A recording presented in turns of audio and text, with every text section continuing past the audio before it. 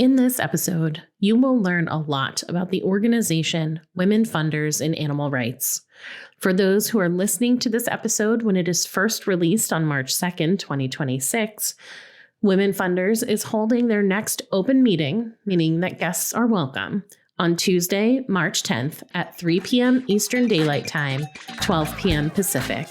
The topic for that meeting is generosity. I hope to see you there.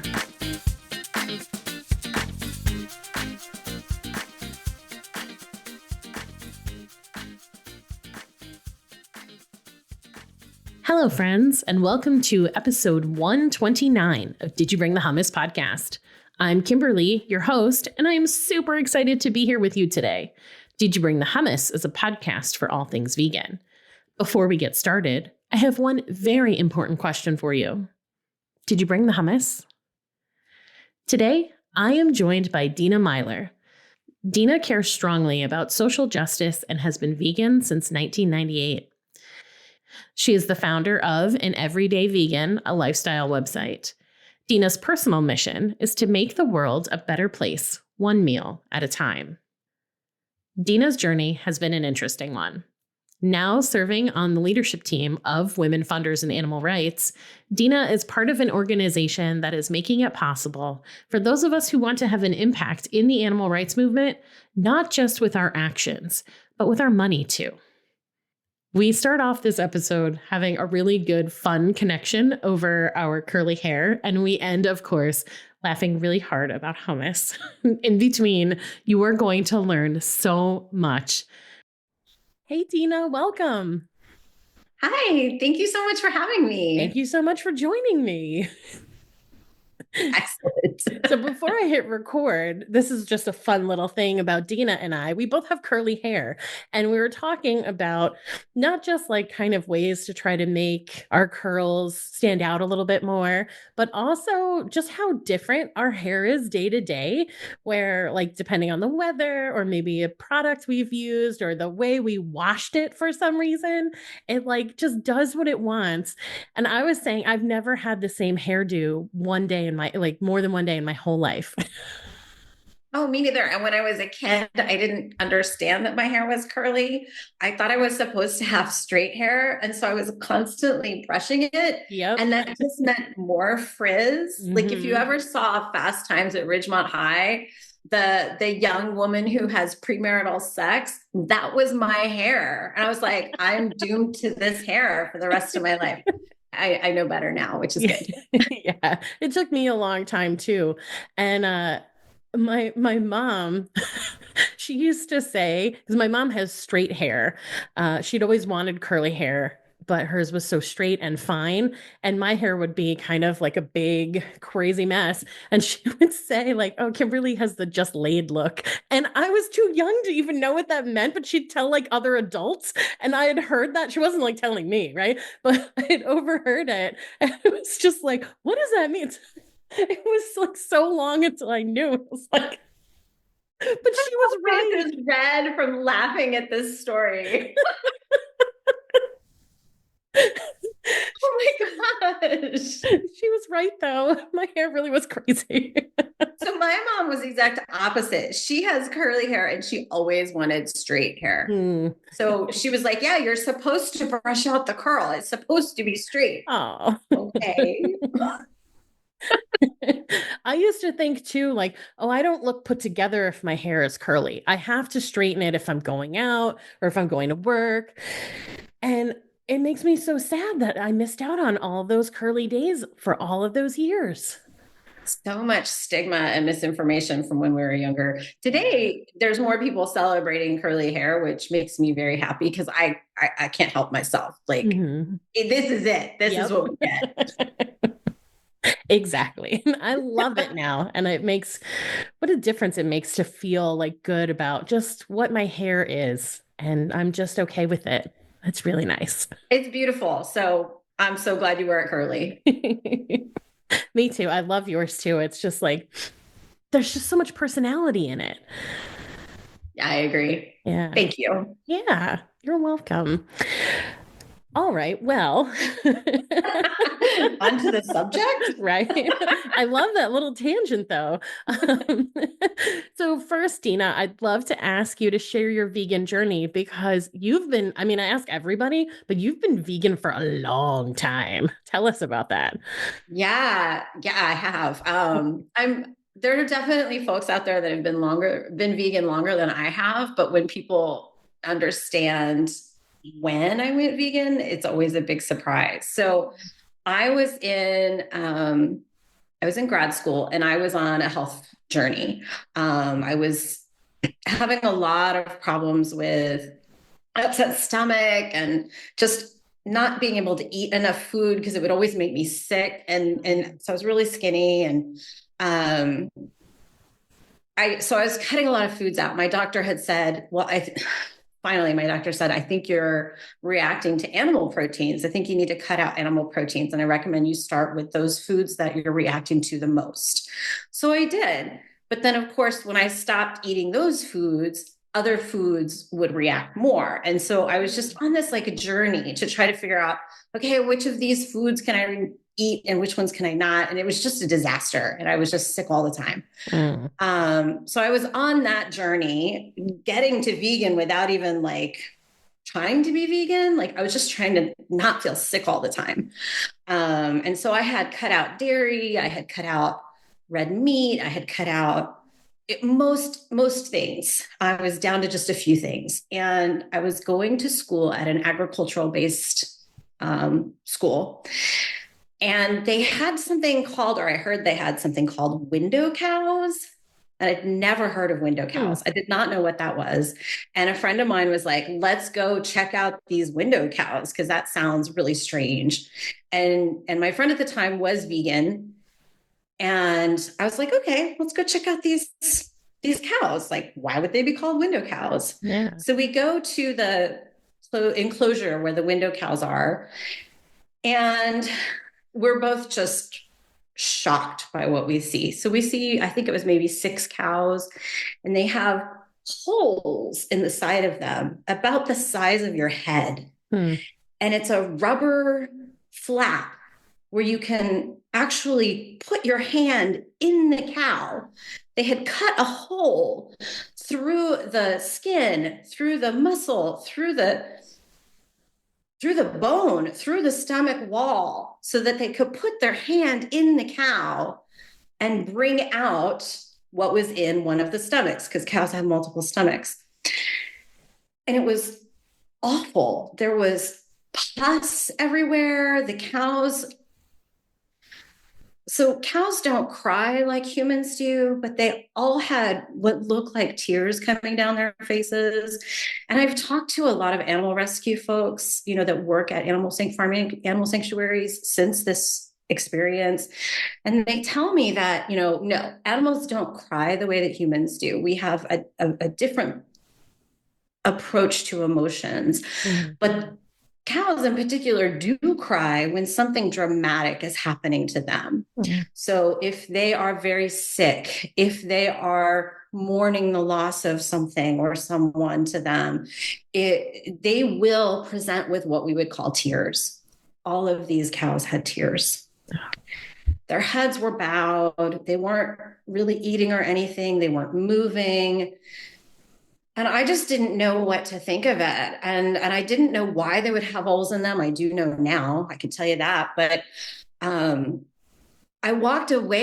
cried myself, and I walked away fundamentally changed. And after a couple of months, I was like, I'm done. I just can't keep contributing to a system that feels like it's okay to put a hole with a stopper in it on a large animal, sentient being.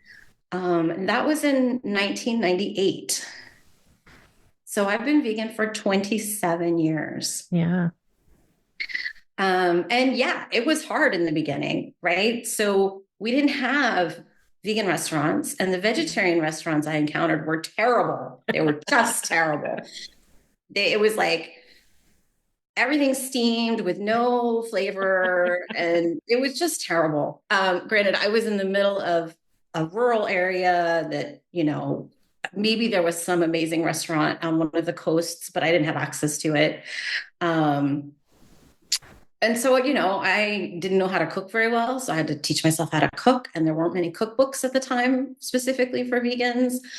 So I did my best. I think I'm a great cook now. People actually invite me to show them how to cook in a more Nice. healthy way now, which is an honor, right? But at the time, I was definitely, making my way through it. So uh, I'm amazed that I pulled it off. I will say I didn't get sick anymore. Ah, I lost all of that problem until a few years ago. I started to have the problem again, and I realized I was allergic to gluten. ah. So now I'm vegan and gluten free, which is like starting the journey back at the beginning, Mm-hmm. right? Because there aren't many vegan gluten free options to Nope. go buy. So I'm constantly cooking again. Luckily, I love to cook, and doing things the way I had done back in, the late 1900s. Ooh, that hurts. Right? Oh, that really hurts. So, Deanna, for the listeners who might not know, can we go back and have you explain what this window into this cow was? Yeah, it took many years for me to figure out exactly why they put the windows in the cows. So, what I've since learned is that when dairy cows are in the system and constantly producing milk, constantly being impregnated and giving birth, their microbiome really suffers from that process. Mm. And so, they take some of the sterile cows, the ones that can't produce babies and get and milk and all the things in their system. They put windows in them so that they can pull out the cud that has a better microbiome and feed it to the dairy cows that are producing milk. Hmm. So it's one more way for them to keep their system closed, instead of, like trying to get other cows or other nutrients or other probiotics to the cows. They just take from the cows that are already sterile and can't give back in the way that they need them to, for them to produce milk and then money and these things. So unfortunately, that's what happens. So those cows then get to live their lives with a hole in them and flies and pus and all the things that I had to see. Mm-hmm. It is incredible to me what we as humans are capable of in the name of making money. Yeah. And what we will put each other and other sentient beings through. I don't even know like what word to use to describe that, because like disgusting, disappointing, aggravating, gross, like none of it feels strong enough. The word that I always am taken to is heartbreaking. Yeah, for sure. And then I will say, my friend and I said something, like we tried to raise awareness on campus that there were these window cows, particularly because we didn't know at the time what windows cows were for. It was hard. The internet didn't exist the way that it does today. Right. And if you go do a search on the internet for images of window cows, you'll see some pretty sanitized images, but you'll see what it looks like, that there is a big hole with a rubber stopper. Anyway, we tried to raise awareness on campus about these cows, and so they put them inside. So all we did was make their lives worse by raising awareness, because now they weren't in the fresh air outside.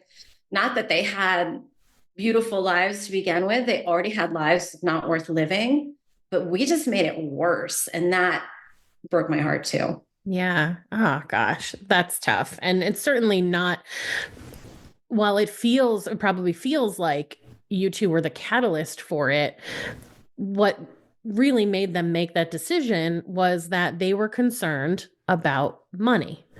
Because if you did raise awareness and people started to come by and complain and make a stink about it, they're going to actually have to do something. And then that would cost them money. Yeah. Yeah. Ah. Yeah.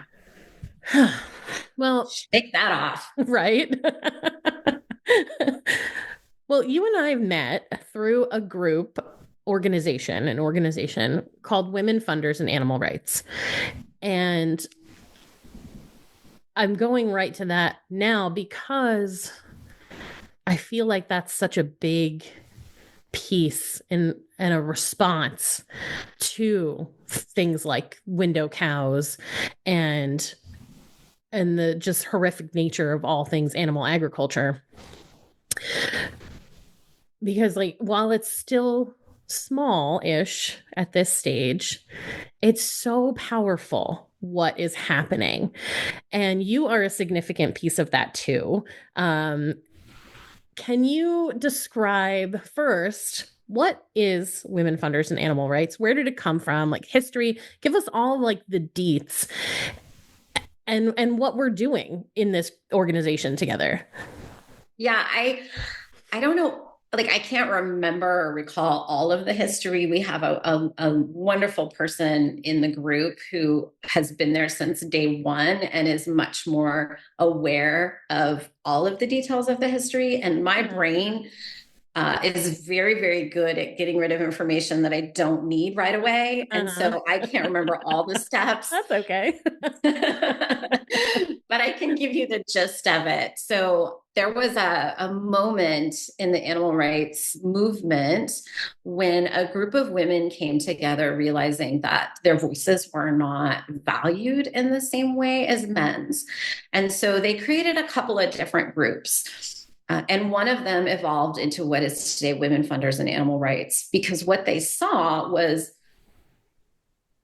very few women-led animal rights groups. Most of the groups were being led by white cis men, and they thought that was a problem. Yeah. And because most were being led by white cis men, women were really struggling to get funding for their ideas and their organizations. So, it was just an uphill battle. It was, can we form an organization? Oh, there are all these other groups that are, don't want that because they want to take that piece of our idea or whatever. If we can form an organization, can we sustain it? Can we get it funded? Can we grow it? There were all of these obstacles that just felt so big and so heavy.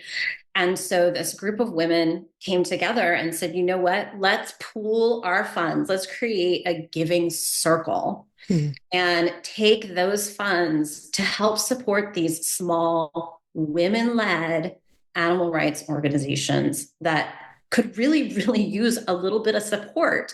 And if we are able to sustain our giving and our place in the movement, maybe it will inspire other organizations to see the value in these organizations and also fund them. And so it's taken time, right? Like that didn't happen the first cycle, but women came together, they pooled their pennies, they gave out, they asked for applicants, people applied, they, as a giving circle, or at least as our giving circle, we let all members have equal value in voting. So no matter what your contribution is to the giving circle, if you come in at the minimum amount, if you come in way over that, your vote is the same value as anyone else's in the group. So everyone has an equal vote. And so every year we fund different organizations because it just depends on who's excited about what. And we don't talk in a group setting about who we're most excited about and why. Like no one knows who I voted for. It's kind of like the elections in the United States. Nobody knows who I voted for. That's my own personal thought. I can share some opinions. Like we use different channels to talk about what we are thinking, but we never list out as individuals who we voted for or why we voted for somebody. And I see that as really powerful. And so the different organizations that we've funded over the years, we've seen some really, really cool things happen. So for example, we've been able to fund organizations internationally. So in the beginning, that was a smaller proportion, if at all, on any given year. This year, the majority of the organizations we funded are international. And we're, I don't mean first world nations. I mean, what we would consider those in the Southern Hemisphere who would even struggle more to attract funding and attract a donation of a size that can fundamentally change what they can accomplish in a year. Yeah. It's really cool. And so our grants aren't huge. The maximum amount we give to any one organization is $10,000, which doesn't sound like a lot, but when you're a small organization, it creates change, big change. And the other beautiful thing we've seen over time is our support of organizations has inspired giving from others. And so we've seen organizations over time no longer qualify for our ability to consider them for an application because they no longer meet our standards. Their budget is too big. Nice. It's higher than our minimum. And they've evolved. And so that's really, really cool because that's our goal, right? Like, of course. The main goal is to fund small women-led organizations. But the second goal is to inspire more giving from others. And that's what's happening. And that's where I get really excited. And I know that, where a lot of our members hope we can continue to move forward in. Yeah. Oh, it's so cool to see the types of organizations that come in and say, hey, we need this. Here's, what we're going to do with it. And, it is true though. From the very first call that I joined, after I joined, I am just so impressed by everyone. The members of this group are so smart and just thinking about the big things, the little things, everything in between with so much care. And there really is from everyone I've spoken to, whether we're in a breakout room or listening to people talk in the larger calls, the concern over the state of our world, the way that people and animals are treated, it's the thing that inspires hope in me the most. Nice. Because it's just, and I almost feel like, do I belong here? They're all so smart. I know. And I don't really, but it's just like, I can't believe that I get to be part of this. And so anybody listening who is kind of starting oh, maybe yes, you want to be part of this too. That's amazing.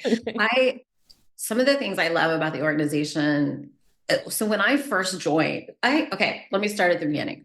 I did not know who Women Funders in Animal Rights was. I was the executive director of a very small nonprofit in animal rights and environment. And they had gotten a Women Funders in Animal Rights grant for capacity building. They're like, we want to hire some staff so our organization can sustain itself. And they got a grant, a couple of grants, but the Women Funders grants was one of them to make that possible. And so that's how they were able to bring me on staff. And so that's how I first learned about it. A couple years later, the next year, we applied and we didn't get the grant. Who knows why, right? Everybody has an equal vote. Who knows what was inspiring people that year? I wasn't part of the organization, got no insight. But one of the people on the leadership committee, which I am now part of, reached out to me and said, hey, you know what? I know we funded you a couple years ago. We know that it had a big impact. We're sorry we weren't able to do so again this year, but you could come to a meeting and learn more about us. And if you're inspired, you could join us.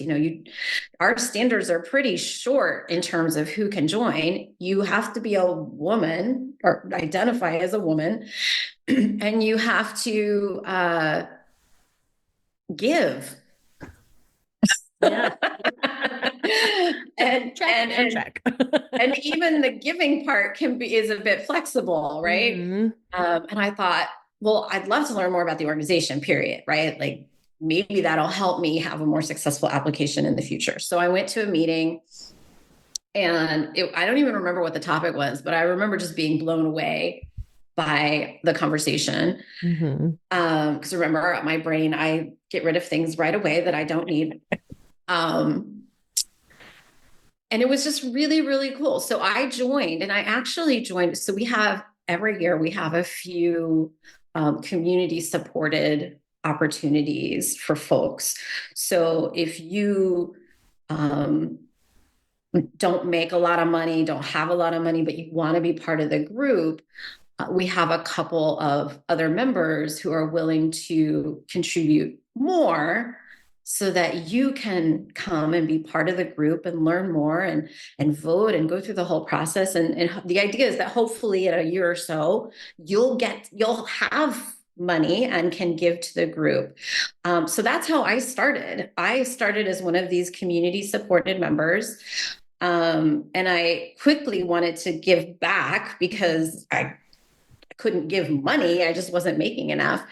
And they allowed me to join the leadership committee. So I joined pretty quickly, and I've been on it since. So I joined in 2022, but the next year I started giving, right? Like then as soon as I could, I started giving, and I gave in small amounts to start, like $25 here, $50 there. So again, the threshold is pretty low. Even if you want to give and you can't give the whole amount right away, that's okay too. So, because we want to be very inclusive and bring as many people as possible. So I love that part of it. And the other thing is I love, you don't have to be a big player in the animal rights movement to be part of this group. You just have to want to be, someone in the movement, right? So being part of this group means you're in the movement. You care about what's happening in the movement, and you care about a very, very specific group within the movement. And I love that because I don't work in the animal rights movement anymore. And this is my one big connection to what the heck is going on out there. In a life that's full of a million other things. And so, once a month or every other month, I get to sit down with a room full of really, like you said, brilliant people and hear their thoughts and ideas. And we learn together, and we network together, and we vote together. And it's just really, really cool. And we have members from all over the world. So, it is a bit US focused right this second, but we do have members from other countries, and we've had other members from other countries. And it all happens online. So it's not like you have to physically be in a specific place to be part of the group. So I like that too. Yeah. I love the inclusion from the giving perspective, because when you think, and I mean you, like royal you, not you or me, but so often you hear like a philanthropist or being involved in philanthropy or funding something, and you think, oh, these are like members of boards and people that are dropping hundreds of thousands of dollars to support X, Y, and Z. And you feel like I can never be part of that. Or it's always like, I hope one day I make enough money to be a person that can fund this or be part of the movement in this way. And then within this group, you can come in with at the minimum, or like you said, through the community support, and give just a little bit and learn and figure out how maybe you can give more. And, when I came in last year, I did come in at the minimum. And like this year, I thought I was going to be able to go like maybe double or triple that, but it's really going to be more like $20 more, and because lots of things happened, life gets in the way, and the expectation of where that would come from wasn't there. But it's okay. I can still do that. And then I make the goal for next year and figure out a way to hit that now that I don't have all those things getting in the way. And no one's asking you either. No. Like, do you think you can give more this year? That's never the conversation. Right. Yeah. It's, if you can, please make sure you do by this certain date so that it goes into the pool for the current grant application review.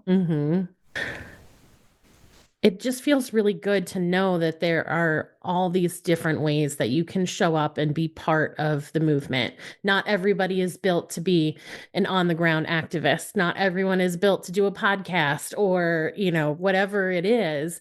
And so if you can be part of an organization where you can kind of look at your own financials and be like, I can give this much. And then you get a say in like supporting these it's just, I don't know, it's all great. Well, and I love what you said, right? The giving circle model really allows all different kinds of people to suddenly be philanthropists at various levels. And that's really, really cool. Like I could never make an impact with my annual contribution. Right. Me too. But because I'm pooling it with, 50 other women, suddenly something beautiful is happening together. Yeah. Yeah. The other thing that I love, love, love is that it is women focused. And like you specified, not just as women, which I think too, with so many leaders in animal rights being, like you said, white cis men, that we have a population of vegans who are LGBTQIA plus, and they're not represented at those levels. And they get to be part of this too. And it's just really, I don't know. I'm so moved. I haven't talked about it that much. I try to tell people in my life, like other vegans, like, come on, you got to know about this organization and be part of it. But like, I don't know, talking with you because you're already in it, I don't know. There's just like this emotion. I'm losing my words. But anyway, I think that. That's okay. Yeah. You can lose your words. Mine are gone all the time. But just this, I don't know. It's so important that women have a space because despite how much has changed for us, so much is still the same. Yeah. And if you look at the numbers of vegans, right? It does, the stats say that there are more women who are vegan than men. But why are there more men, and specifically white men? Because there's also a large number of Black people who are vegan, and that seems to get completely lost. I think it's even like, if you look at the growth, there are more Black people going vegan than white people. And again, not represented at the top. You're right. Is it capitalism?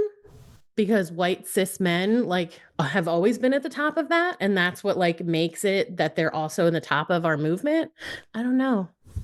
So I am a sociologist by training, and I'm going to blame culture because that's always the answer when you're a sociologist. Our culture has consistently placed men in at the top roles and devalued the contributions of women.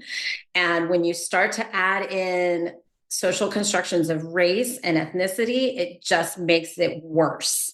So that's my answer to your question. It's All not right. a good answer. It's not a happy answer, but it's my answer. Yeah. No, it makes sense. It does. And it's unfortunate. Yeah, it really is. But that's part of why why women funders and animal rights is so important. Yeah. So to qualify to apply, the organization has to be led by a woman. It has to have a budget less than $500,000, which is a very small budget in the United States. It would be a huge budget in some other countries, but in the US, that's a small budget.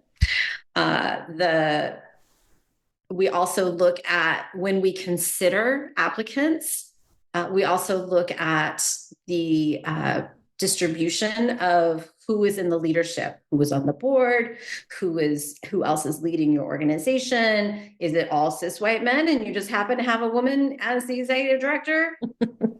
That's a little, not our favorite place to be funding. and then of course we're looking at the actual project and the work and all those things. But, the bare minimum is, small women-led animal rights organizations. Good. Right? Yeah. Yeah. What else is there to say but good?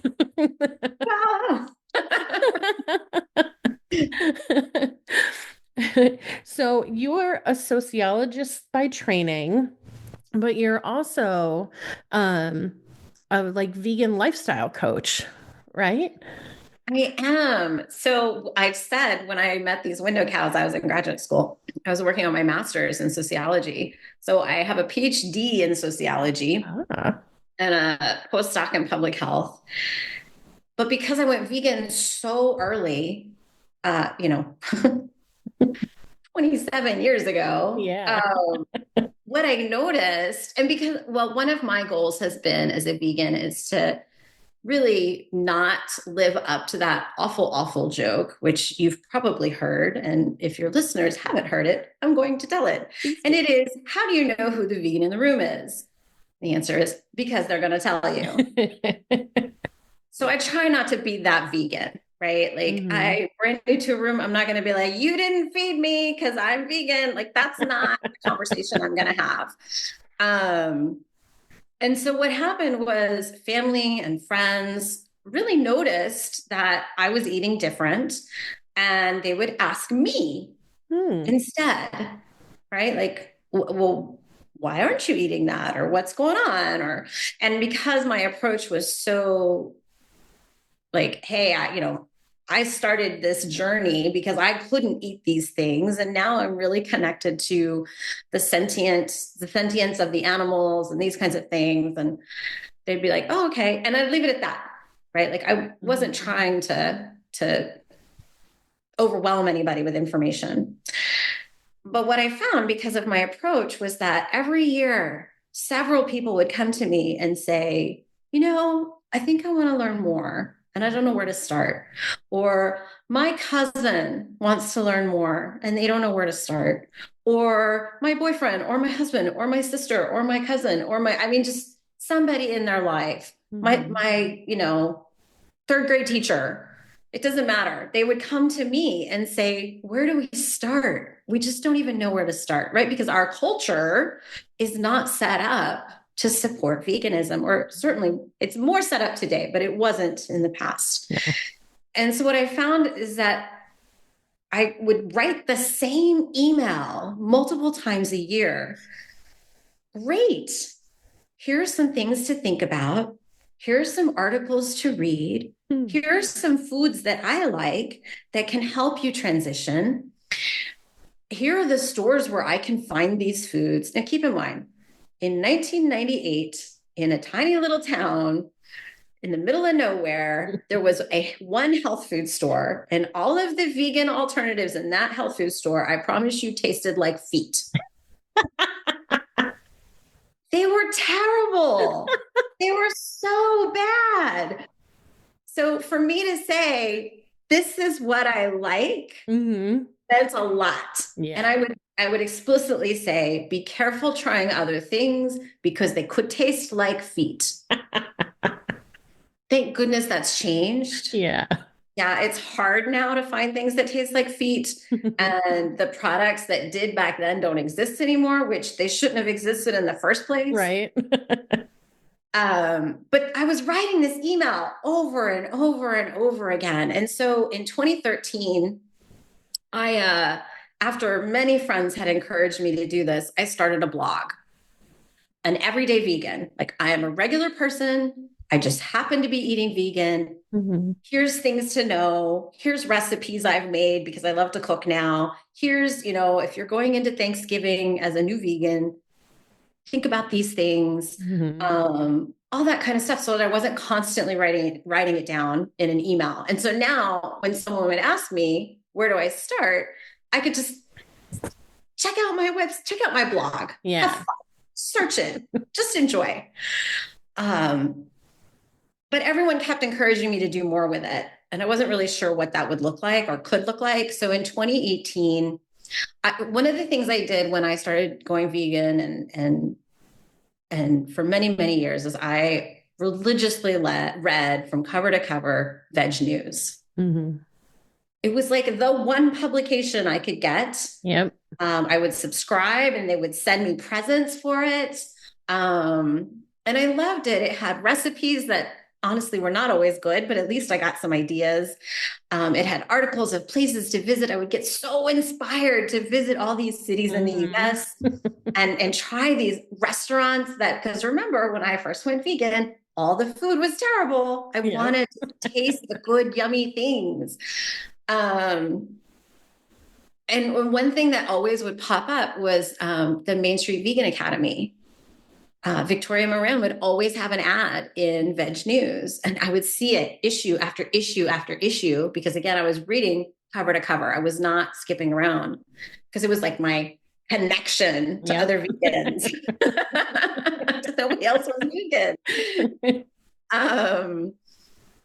And so in 2018, I thought I should take this class. They do this Main Street Vegan Academy that helps you think about and prepare to start your own vegan business. And I thought, let me take this class and see what I can do with my blog and what I might be able to do moving forward. And so the class, you become a certified vegan lifestyle coach and educator.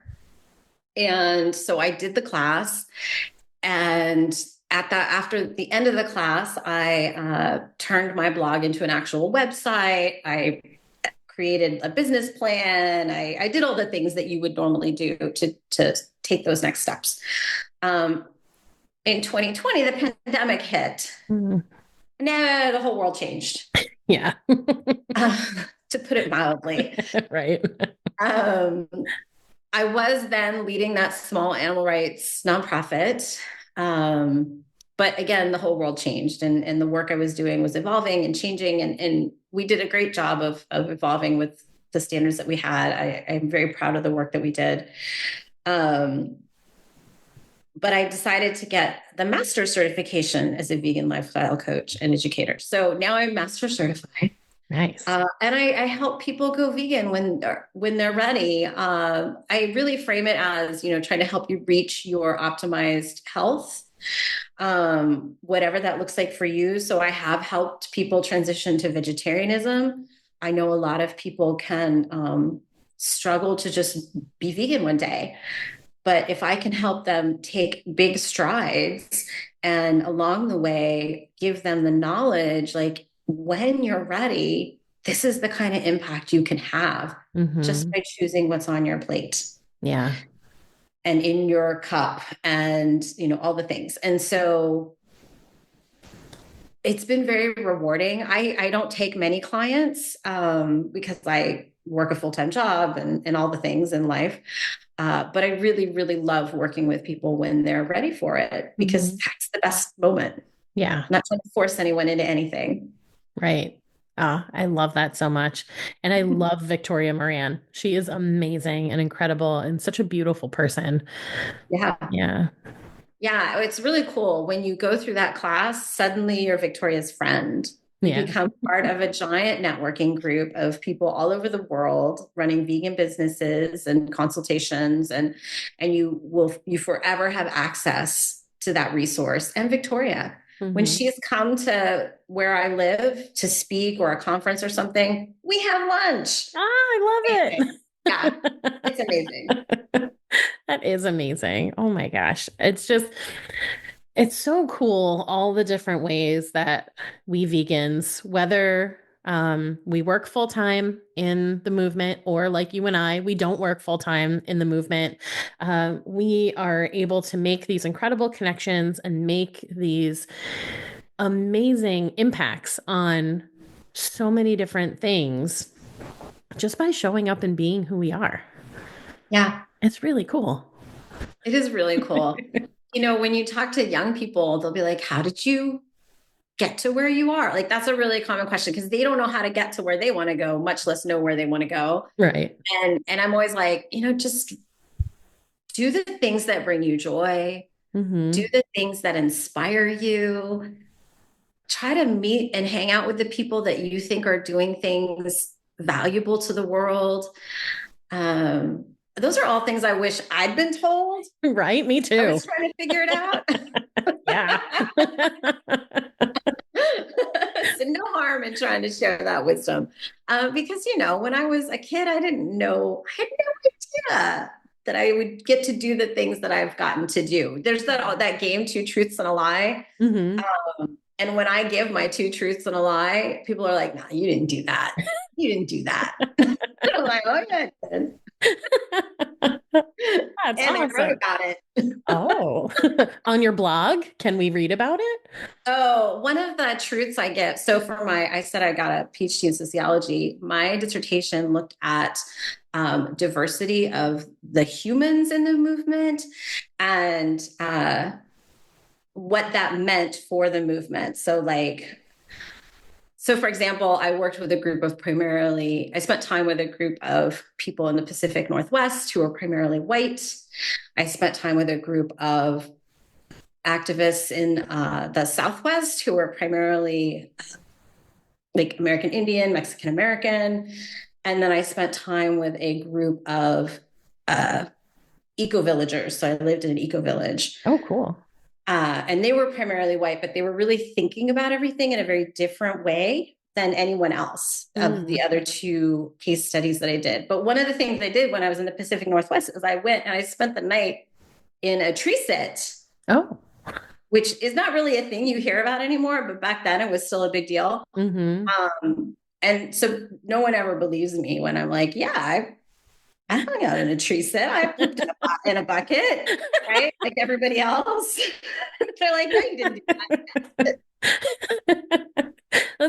That's why they call us tree huggers, right? Because people would be wrapping themselves around a tree, sitting in trees. Well,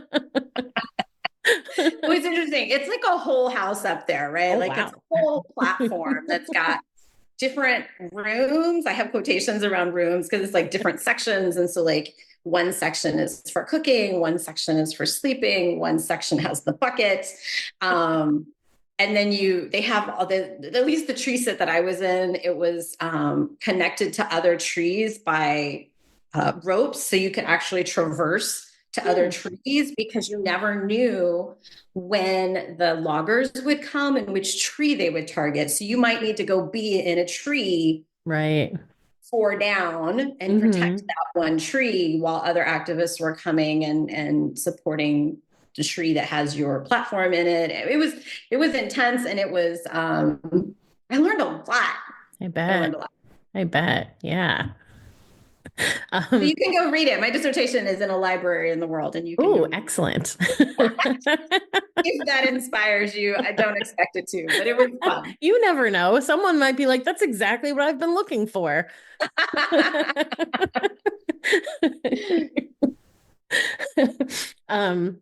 Just quickly, I went vegetarian in 2001, and I tell this story all the time. So people who listen to all the podcasts already know this story, but I didn't know how to cook either. When I went vegetarian, it was like, if Kimberly doesn't burn water, she is like performing a miracle.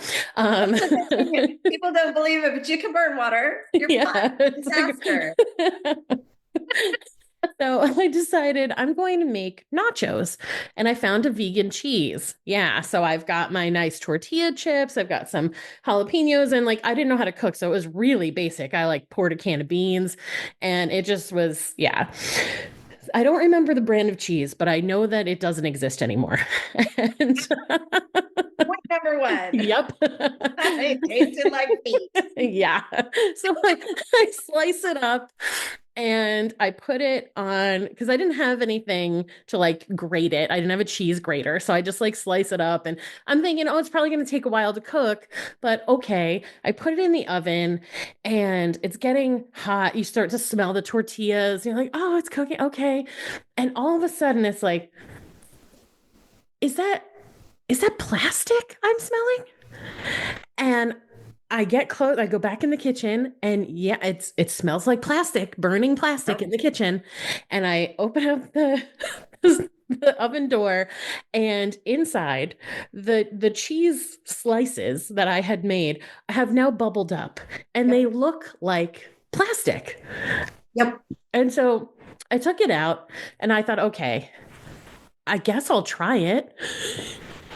And it was the most disgusting thing that I have ever eaten. Please tell me you threw most of it away. I threw all of it away. Oh, good. Well, Minus except the the one bite bite that I you tried. had. When I first started telling people, here are brands that I like, I would say, this is a cheese for melting. This is a cheese for not melting. Right. They were not the same back then. No, they still aren't. No, that's right? true. Yeah. There are some cheeses that you don't want to melt that. You put it on a cracker and you're good to go. Yep. Tina, this conversation has been wonderful. And hopefully we've inspired some people to check out Women Funders and Animal Rights and maybe even Main Street Vegan Academy, or reach out to you and see if you've got some availability. But I've got one more question for you. Go for it. How does hummus show up in your life? I love it. I love it. Okay, so another story. When I first went vegan, hummus is like the one thing you can find, right? You can find hummus and pita and carrots and cucumbers. So I ate a lot of hummus and I got so tired of hummus. So there were actually years where I was like not eating hummus. Yeah. Like I cannot eat more hummus. And this same thing happened to a friend of mine about tomatoes. He was like, I can't eat any more tomatoes. Then he'd be like, I'm vegan. So they'd bring him a plate of tomatoes. He's like, no, this is stupid. So that's how I was with hummus for many, many years. And I'm still very, very picky when it comes to hummus. But I have found a new love for certain brands and certain ones. And so it shows up in my life as a snack, on top of a salad, in a sandwich. I don't eat all that many sandwiches now that I'm gluten-free, but occasionally I'll find some decent gluten-free bread. And I'll make it at home on my own now, which I did not used to do because I used to think it was icky. I just didn't know how to do it. Now I know you taste things along the way, and if you don't like it, you adjust instead of just being like, ta-da! Here's my hummus. It's terrible. I have made some bad hummuses, right? Yeah. So yeah, I still don't take it to a party. It doesn't show up in my life in that way. I'll bring something else, but it has re-entered my refrigerator and my weekly grocery list. So nice. The first time I tried to make hummus, I followed an Isa Chandra Moskowitz recipe. I want to say it was from Veganomicon, but it might not have been, but it was definitely one of her cookbooks. And it called for raw garlic. And I don't know if I put too much in because I still didn't really know how to cook. So following a recipe apparently was beyond me. And I remember it smelled nice. And I was like, oh, it smells very fresh. Like, this is really interesting because I'd only had packaged hummus here and there. It wasn't even a big part of my life at that point. And I tasted it and the garlic was so strong. It immediately hurt my stomach. It was so intense. And I was like, oh my God, you can't put raw garlic in hummus. This is disgusting. I've since learned that there are limits. And if I stay within those, the hummus is amazing with some raw garlic in it. I actually know Isa. Cool. Yeah. So I lived in Omaha, Nebraska when she lived in Omaha, Nebraska. And so we were part of the same vegan social group in the area. So I got to meet her through that. And then she opened the first Modern Love in Omaha. And then I moved from there. I moved to New York City, and then she opened the Brooklyn location and lived more in New York City. So it's been years now. She probably couldn't pick me out of a lineup. But at the time we were, knew each other. We'd give each other hugs and take pictures together. So that was kind of fun. It's fun when you get to meet different people who have a presence that you don't, and just see like they're normal people who do normal things and, wear socks like me. So it's fun. Yeah. Tina, thank you so much. Thanks for joining me tonight. Thank you so much for having me and letting me talk about myself. I never talk about myself. So I had a lot of fun. I appreciate it. Awesome. I'm so glad that you got a chance to talk about yourself. You should do it more because you're amazing. Oh, thank you. I'm going to have a happy heart for the rest of the day. Oh, good.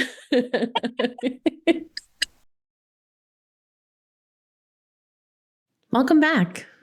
What a fun conversation that was. It really felt like I was hanging out with an old friend. So, are you inspired to join us at the next WFAR meeting? By the way, if you do not meet the membership requirement, there is an option to donate to women funders and animal rights without becoming a member. To learn more about women funders, visit their website, womenfundersinar.org. To connect with Deanna, visit her website, aneverydayvegan.com. You can also find her on Facebook and Instagram at An Everyday Vegan on Facebook and An Everyday Veg on Instagram. As always, the links will be in the show notes so you can click right in and get right there. I hope you found this episode helpful and inspiring. Please subscribe to the podcast so you never miss an episode. And if you're loving it, please give Did You Bring the Hummus a 5-star rating and leave a review. It's an easy way to keep supporting the show. Be sure to share these episodes with your friends. If you're finding something good here, they will too. Follow me on Facebook and Instagram at Did You Bring the Hummus, and visit my website, didyouBringTheHummus.com, for more information about me, updates on what I'm working on, new podcast episodes, and all things vegan. Tune in next time for my interview with Robin Singh of People Farm. Thanks for listening.